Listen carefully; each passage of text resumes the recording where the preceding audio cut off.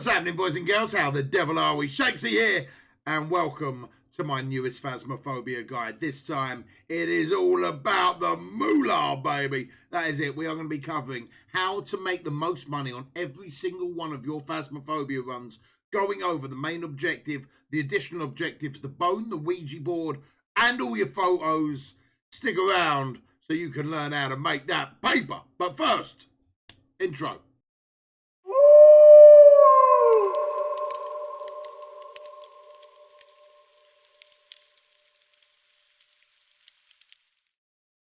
So, guys and girls, there is a number of ways to make money in Phasmophobia. Obviously, they all need to be done on hunts. But before we even load into our first game, on the daily challenges, it's always worth having a little look what you've got to do today.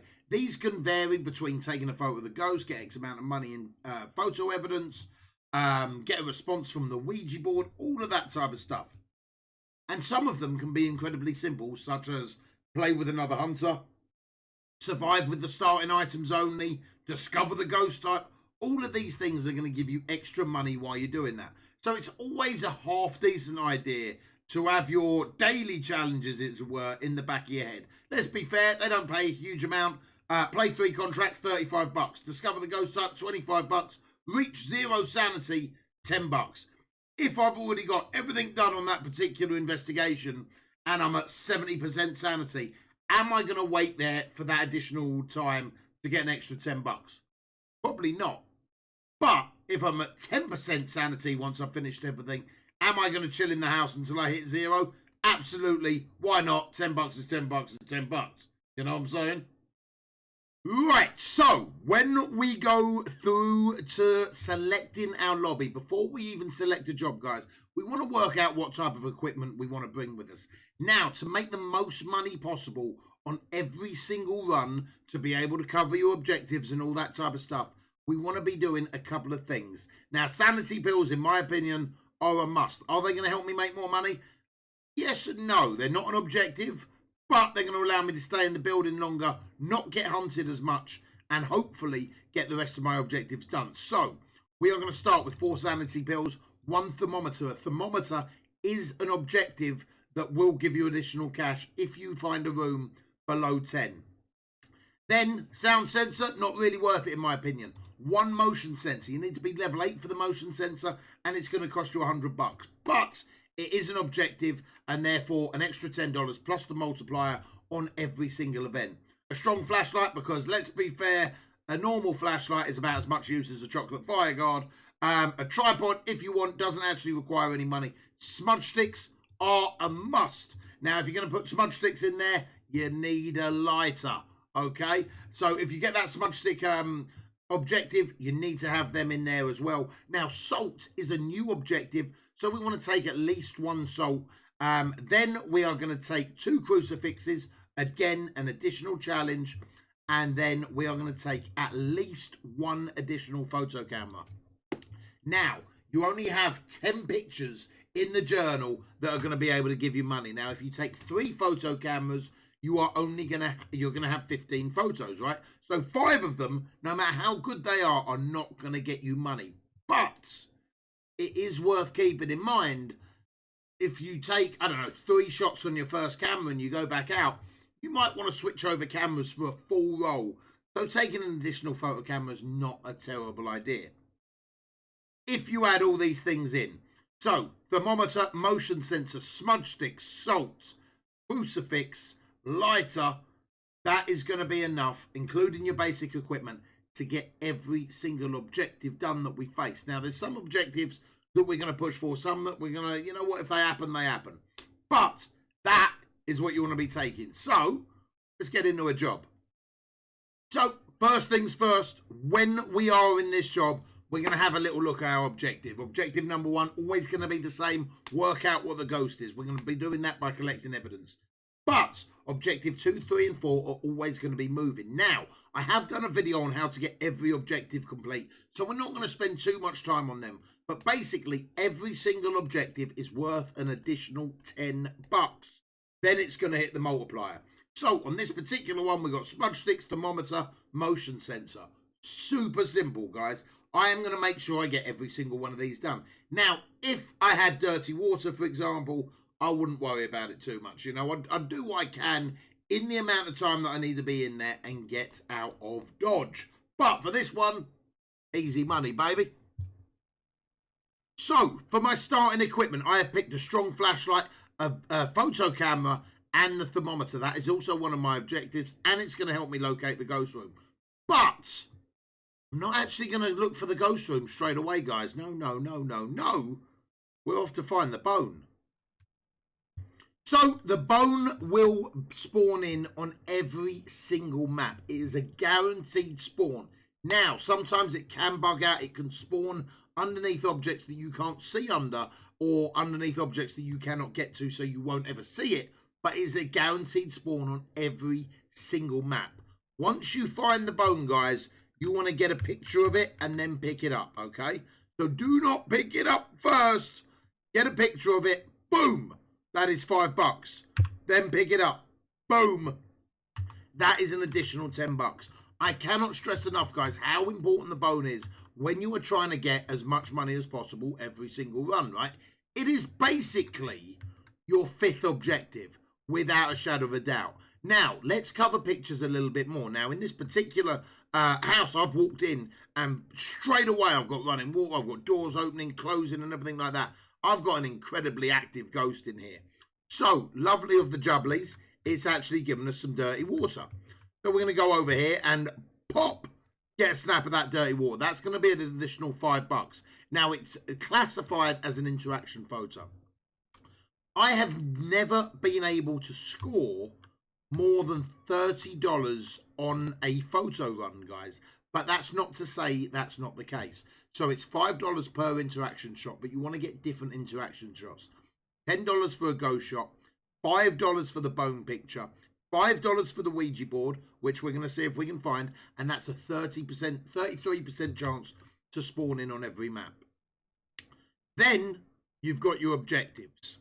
So we're going to spend a little bit more time. That's an objective done straight away. I'm going to drop my camera, and we'll catch up when we're getting the rest of it done. So now I've got some crucifixes in here, guys. Before I actually collect any evidence, I'm going to try and get a picture of the ghost. So if it does take me a little while, I'm going to probably skip ahead a little bit, but let's see if we can get that ghost picture. Also, when things are thrown, guys, when you hear objects being thrown, take a picture. That is an interaction shot. The door go, the light go, all interaction shots. Now, recently, I've been having trouble with the light switches. In the recent patch, lights going on and off have not been counting for an interaction shot unless they're giving fingerprints. Really, really annoying. I hope they sort it out. There are still quite a lot of problems with some of the pictures, and we were going to address those as when we go. I'll show you how to do it now.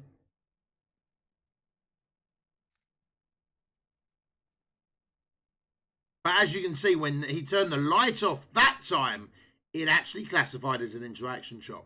So far I've been in the house maybe 3 minutes, 4 minutes tops. We've got bone, we've got dirty water, we've got interaction. That's actually $20 worth of photos as is. Now we're going to see if we can get the ghost picture. Now at this point, with so few pictures, we're only going to get $25 worth of photos, even with a $10 ghost photo. So the photos are a little bit broken, guys, but basically you want to make sure that you are trying to get that $25 at least. Give me a sign. Show yourself. Show me your presence.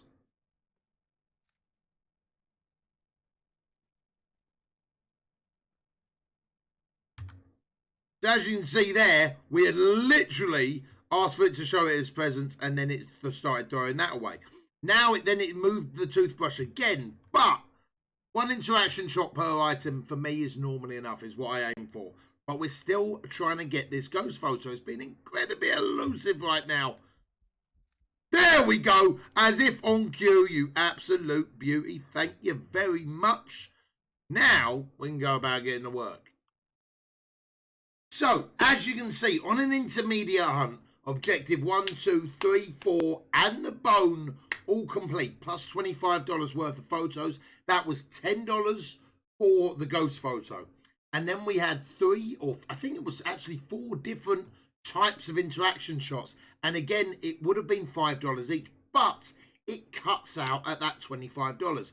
Now, the reason I believe I've had dirty before in the past is you need to get different types of interactions. Dirty water, footprints, fingerprints, handprints, interactions, ghost photo, all of these type of things classifies different evidence, and they will give you more money above and beyond. But, so in theory, the most amount of money that you can get for a photo run is $65, but I don't think that's actually the case, guys. I think it's going to be more like 30, possibly 35, if you can find the Ouija board as well. It's very, very sporadic.